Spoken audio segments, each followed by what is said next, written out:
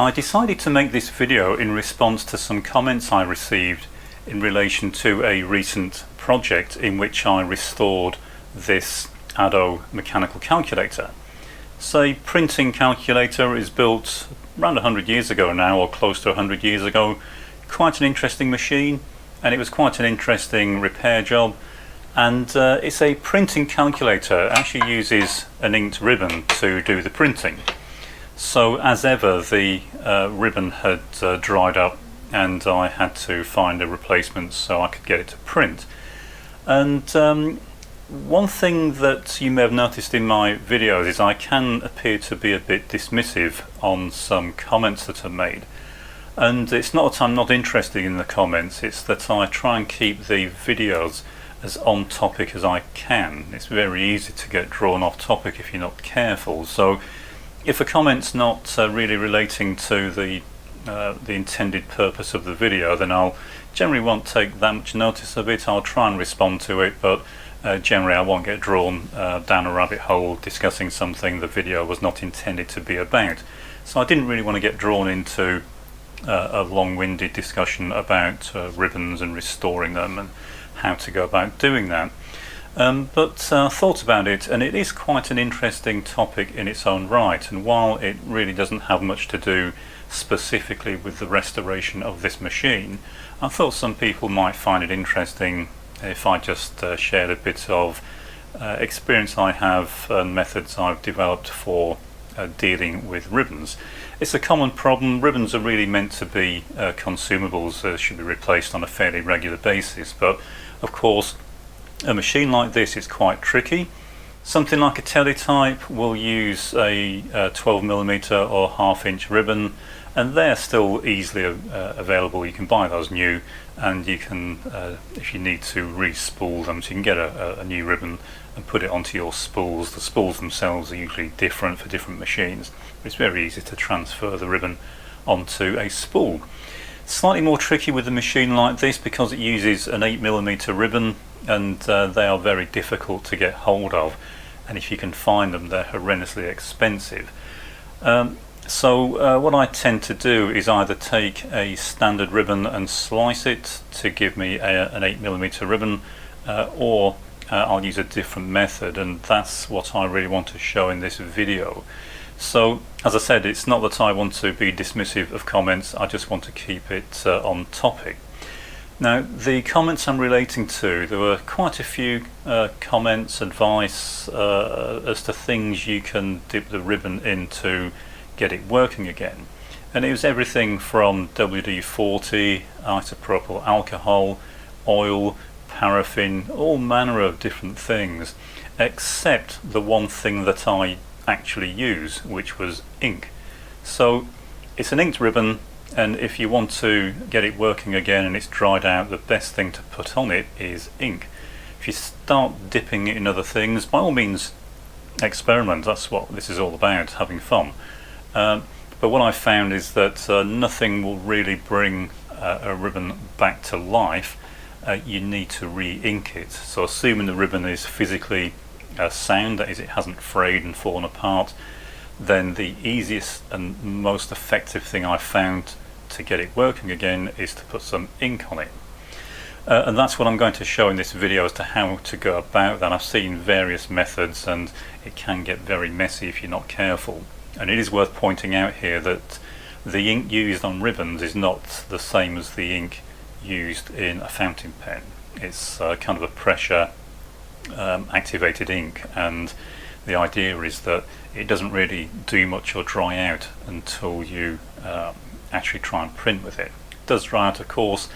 Typically within a year or 2 years a ribbon will start to dry out, and the ribbon that was in here was probably 70 years old, maybe more, so was well and truly dried out. But luckily it was in physically good condition. It just didn't have any active ink left in it, and I wasn't going to start dipping it in isopropyl alcohol or anything else. I wanted to re-ink it, and that's what I've done with it, and I'll show it printing later on, but I thought I'd just explain how I go about putting ink back onto these ribbons, because it can be a lot easier than it might first appear to be.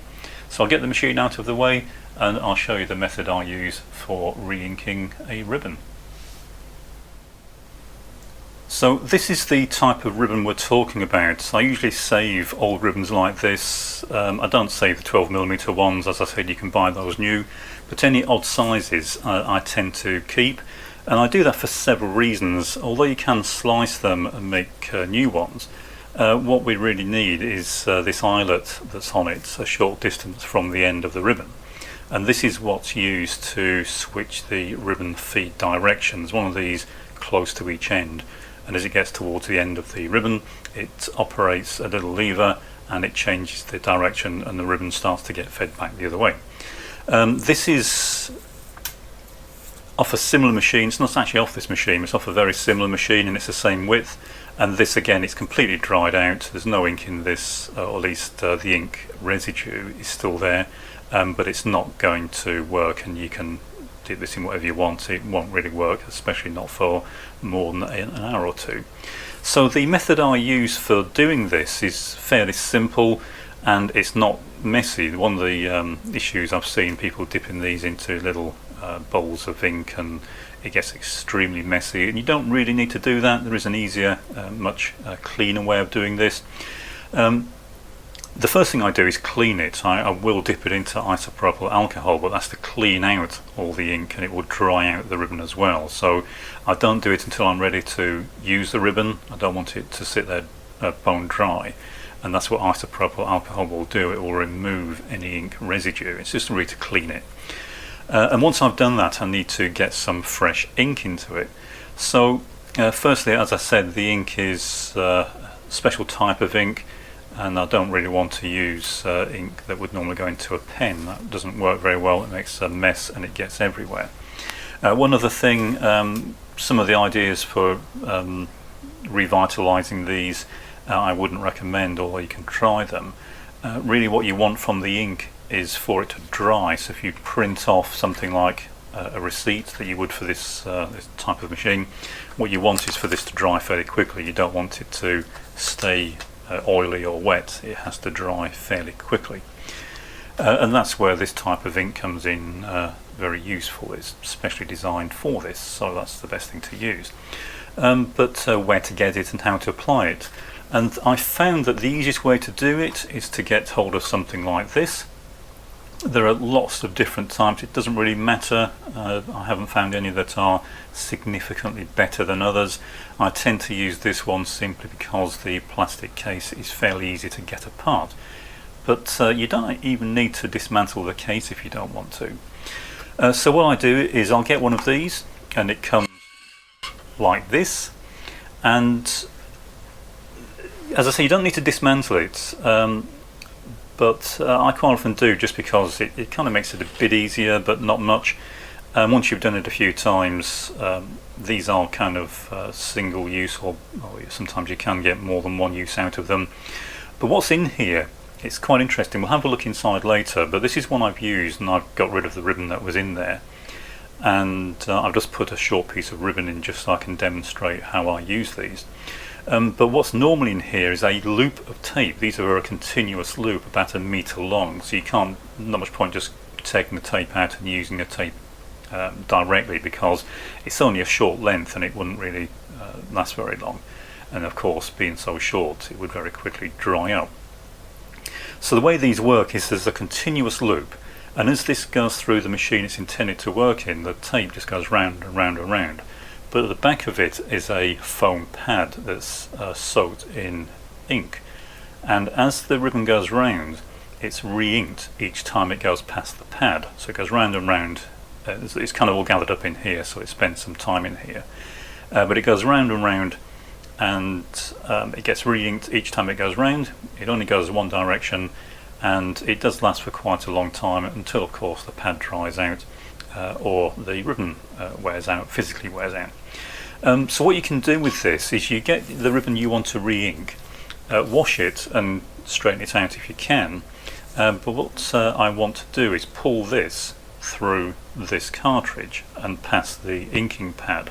So what I'll generally do is, this has been taken apart so it'll be a bit trickier, I'll there's normally, when these are new, a little plastic tab on here. Just pull the tab off as if you're going to fit it to the machine that you're going to use it in.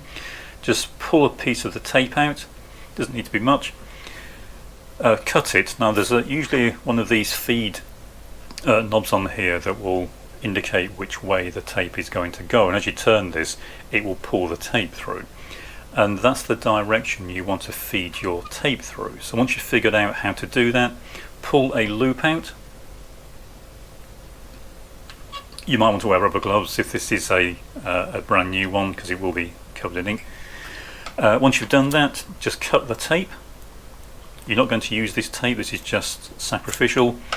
And what you're going to do is pull the tape you want to re-ink through this cartridge, but you want to pull it through in the intended direction. Now in this one, it wants to come through in this direction, so we want to pull on this one to feed it through. But before we do that, we want to attach the tape we want to re-ink to the trailing end. And the way I do this is, this hole is where this is normally attached to a reel. But there's normally a bit extra, so you can afford to lose maybe ½ an inch. So what I will do, I'll put a drop of super glue on this, and I will glue it to the trailing end of this. And what happens then is when you start pulling this through, the first metre or so will be the new tape that was in this cartridge. But as you pull it through, it will start to eventually pull this end through.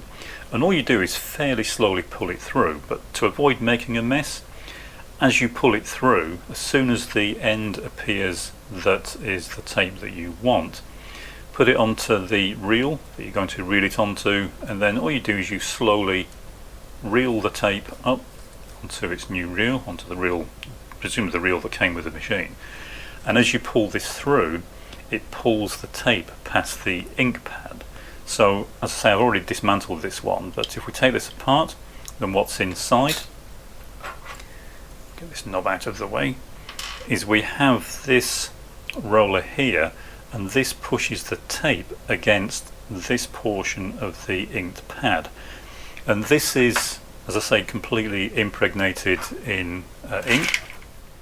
So if we get something and put it on here, you'll see that this is completely covered in ink. You can actually see the ink oozing out of it, and it's quite well impregnated. There's quite a lot of ink in there. And as you pull the tape through, you can see that it's not going to work properly now because the spindle this runs on is actually on this part. But as you pull this through, this wheel presses the tape against this pad, and it spreads ink evenly onto it. And don't go too fast, otherwise it won't have a chance to soak in, but just slowly pull it through, and as you pull it through it will be inked, and by the time you've pulled the entire tape through it will be re-inked, and it will be ready to put back into the machine. The only reason I take the tops off these is if the tape you're trying to re-ink does have an eyelet like this, sometimes it won't go through the cartridge, it'll get stuck at one of the small sections, and because you never use this section to print with, this never makes it as far as the print hammers in the machine, you can actually start re-inking it from probably about this point. So what you can do is actually put this through to start with, so it's already part way through, relace the ribbon, put the top back on because you need this pivot in place, and then pull it the rest of the way through. It works the same way. All you're trying to do is pull the ribbon you want to re-ink past this section. It's pushed fairly hard onto this, so it kind of squeegees the ink into the ribbon. The ribbon, if it's cleaned, which is why you clean it first with isopropyl alcohol, will readily soak up the ink, and by the time it comes out it's not dry, but it's kind of absorbed into the ribbon, and it won't make a mess everywhere. And if you're spooling it with the reel it's going onto, you don't even need to touch the inked part of the ribbon. And again, if there's an eyelet at the trailing end, you'll get so far and it will stop, and once you get to that point you can just lift the ribbon out of the cartridge and then you're done. It takes about 5 minutes to do a ribbon like this, and generally I will then throw, these are like £2 each, so I'll generally throw it away so I don't make a mess, but If you want to, you probably could get 2 or 3 uses out of one of these. Once you fed it through the first time and taken the top off though, this does start to dry out fairly quickly, so it's probably not really worth hanging on to. You can get these very cheaply. So that's what I do, that's what I've done with the machine. So we'll now go back and look at the machine and see how well it prints using a re-inked ribbon. So if you did watch the videos when I was restoring this, you may remember that the printing wasn't really coming across that clearly on the video. It wasn't too bad in real life, I could read it quite clearly, but it wasn't quite as dark as it really could be.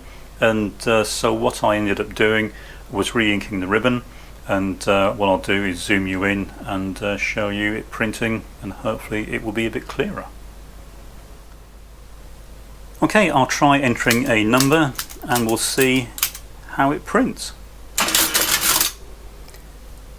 Okay, so I'm hoping that is now coming across much clearer on the video. It's very clear in real life.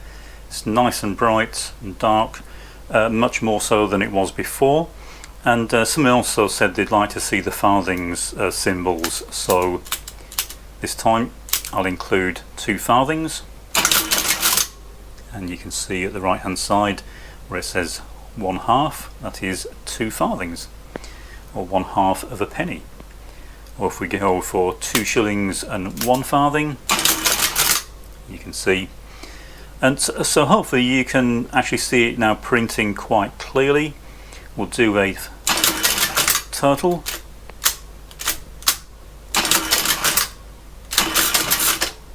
And you can see it's printing the turtle quite clearly. So it's printing much better than it was. As I said, I'm not quite sure if this is coming across still on the video, but it is much darker, better printing than it was. It's even, it's printing the entire height of the character now. We replaced the rubber roller. But as I said, if you need to re-ink one of these unusual size ribbons, this is a very good technique. I re-inked this just now. You can see I'm not covered in ink, and neither is the desk or the floor or the ceiling. It's a very neat and clean way to re-ink a ribbon.